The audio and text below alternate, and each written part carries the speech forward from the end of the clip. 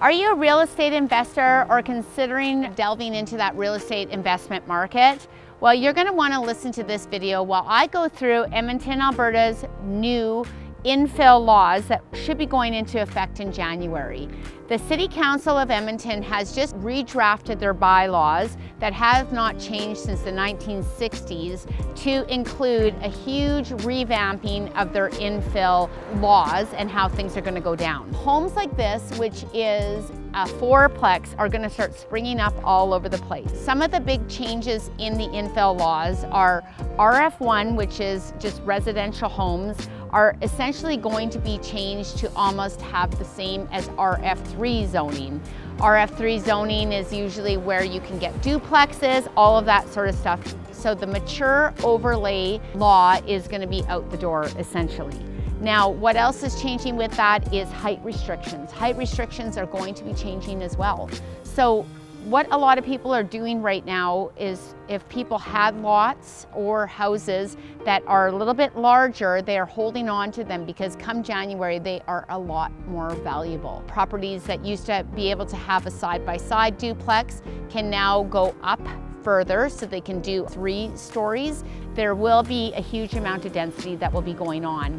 Why has the City Council decided to make some changes like this? Well, it's exactly because they want growth. And they don't want growth out like what's been going on in Edmonton, and they don't want suburban sprawl.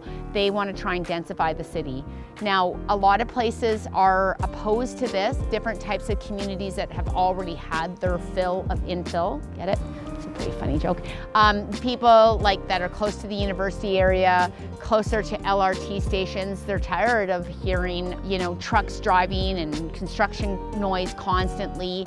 And those places are continuing to become more valuable because they've already experienced that infill push and they will have more of it.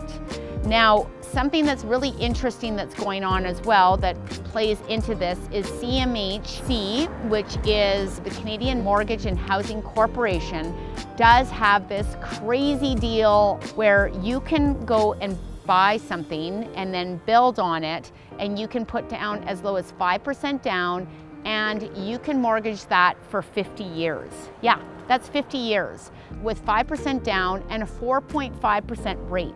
Right now, our interest rates are sitting around the 6% rate. So of course, this appeals to everybody.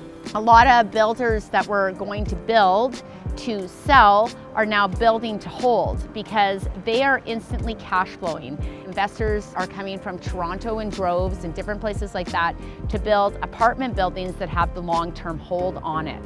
Now, if you're interested in different programs like this or buying an infill property or learning how to build equity and have a long-term hold, you're going to want to reach out to me. You can email me or just subscribe to my channel or reach out to me. My name is Stanko and I'm with Remax Real Estate, and I've been doing real estate for 18 years in Edmonton and surrounding area.